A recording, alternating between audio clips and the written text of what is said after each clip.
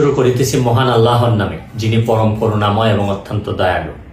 আপনারা যারা আমার ফ্যান ফলোয়ার আছেন, বিভিন্ন সময় বিভিন্নভাবে আমার উপর কষ্ট পেয়েছেন, তাদের উদ্দেশ্যে একজন সাবেক এমপি হিসাবে আমি দুটি কথা বলতে চাই।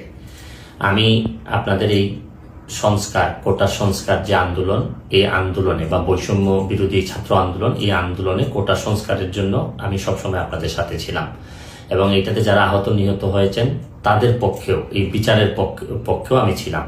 কিন্তু আমার ব্যর্থতা হচ্ছে কি, আমি আপনাদেরকে বুঝাইতে পারি নাই।